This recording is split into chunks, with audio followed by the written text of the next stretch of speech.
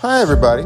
My name is Martin Gaston. That's me right there. And along with my friends Sarah, Jaylene, Jennifer, and Susan, we're here to help you better understand our textbook, Educational Psychology, Developing Learners. And today we'll be going over chapters 6 through 10. Now here's Jaylene to get the presentation started. Thank you, Martin, for introducing our group. Now here is some information from Chapter 6. Chapter 6 discusses learning, cognition, and memory. Specifically, I will be discussing the model of human memory. Cognitive psychologists have offered many explanations in regards to how people mentally process and remember new information and events that occur in their lives. Ormrod explains that the process of putting what is being learned into memory is called storage, and when learners modify information in some way, they engage in encoding. The process of recalling previously stored information is called retrieval. These are more commonly used terms, but the formal components of memory consist of a sensory register, a working short-term memory, and long-term memory. This model is based loosely on one proposed by Atkins and Shiffrin in 1968, with modifications to reflect more recent research findings. The sensory register is a component of memory that holds the information one receives in its original unencoded form. The sensory register is known to have a large capacity that can hold a great deal of information at any given time. Unfortunately, the information stored in the sensory register does not last very long. Visual information probably lasts for less than a second, and auditory information probably lasts slightly longer, approximately 2 to 3 seconds. In order to keep information for any time at all, learners need to move it to working memory. Any information that is not moved into working memory is probably lost or forgotten. In order to move information to working memory, the first step in the process is attention, which is described as whatever someone mentally pays attention to will move into working memory. If information in the sensory register does not get a person's attention, it most likely disappears from the memory system. Now, even when learners are paying attention, they can attend to only a very small amount of information. Their attention has a limited capacity. Working memory is a component of human memory where we hold information for a short time while we try to make sense of it. Working memory may also include a central executive, which focuses attention, oversees the flow of information throughout the memory system, selects and controls complex voluntary behaviors, and inhibits counterproductive thoughts and actions. This process improves over the course of childhood and significantly enhances students' academic performance. Information stored in working memory doesn't last very long, probably 5 to 20 seconds at most, unless the learner consciously does something with it. This is why this component is sometimes called short-term memory. The amount of information learners can hold in working memory increases a bit with age. Working memory has a limited capacity, probably only enough for a couple of numbers or a very short list. In the model presented, the arrow between working memory and long-term memory points in both directions. Effectively storing new information in long-term memory involves connecting it to relevant information that is already in long-term memory, a process that requires bringing the old information back into working memory. Long-term memory is where learners store their general knowledge and beliefs about the world, the things they've learned from formal instruction, and their recollections of events in their personal lives. Information stored in long-term memory lasts much longer than information stored in working memory, depending on a variety of factors, of course. Long-term memory also seems to be capable of holding as much information as a learner needs to store there. In fact, the more information already stored in long-term memory, the easier it is to learn new things. Although this model may oversimplify the nature of memory, it provides a good way to organize how memory works. Something to keep in mind is that when referring to the 3 components of memory, it does not necessarily refer to the 3 separate parts of the brain. The model described has been derived largely from studies of human behavior rather than studies of the brain. Those are my key points about the model of human memory. Now here is Susan to tell you about Chapter 7. Thank you. Thanks, Jaylene. Now here's some information on effective learning strategies. As defined in our text, a learning strategy is a cognitive process used intentionally for a particular learning task and are either overt or covert. Overt strategies are behaviors we can see. 2 examples of such strategies are taking notes and creating summaries. Taking notes helps students better learn and understand the classroom subject matter because they tend to be reflective of the main ideas of a lesson. Creating summaries helps in enhancing students' learning and memory. Additionally, they serve to distinguish between important and unimportant information, synthesizing details into general ideas, and identifying critical interrelationships. Covert strategies are behaviors we cannot see, such as identifying information and regularly monitoring learning. Identifying information forces students to be selective about what they study and focus on because they cannot retain all of the information presented to them. We can help highlight important ideas by providing a list of learning objectives for a lesson, writing key concepts and relationships on the board, and asking students questions that focus their attention on central ideas. Comprehension monitoring is the process of periodically checking oneself for recall and understanding, which should be done while studying and after studying. Self-explanation is the process of students frequently stopping to explain to themselves what they're studying.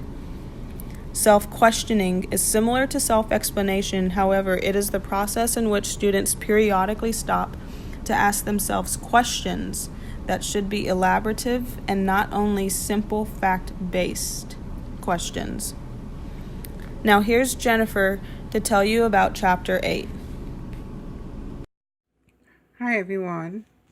Today I'm going to talk about learning and cognition in context. The brain and body interdependence. There's value of good nutrition and the importance of health and rest so that the body is able to get and retain all the information needed from the eyes, ears, and sensory organs. So students are encouraged to use their bodies to help them remember classroom activities. Another major point is collaborative co-construction of meaning. And as an educator, it's important to, one way in which we can encourage collaboration is to have establish small groups where students can brainstorm because there's wisdom in multitude of minds, and with no preconceived right or wrong answer. And you have this collaborative and cohesive small groups to brainstorm and get ideas. It works well. Another aspect is interaction with more advanced individual peer young learners with adults who already experience and have gone that path, and they can share their what they learn and some of the obstacles that they might have encountered. And another thing is community of learners. Learners must be active participant in classroom activities. Many times you have students or learners who may not be actively involved, but as an educator you have to devise methods that would contribute to their participation. Another thing is to provide a body of knowledge on specific subject matter so that learners can contribute to the whole entire process. In advance, let them know this is what this session is all about and the expected outcome. One other aspect is diversity of learners, interests, and checking and respecting their progress. Our role as educators is to ensure that everyone gets the same level of care, of teaching, and the expected results, by ensuring that everyone gets the same. Thank you very much. Thanks, Jennifer. Now here's some key takeaways from Chapter 9. Chapter 9 focuses on the behaviorist views of learning. First and foremost, we must discuss what is behaviorism. It is the theoretical perspective in which learning and behavior are described and explained in terms of stimulus-response relationships.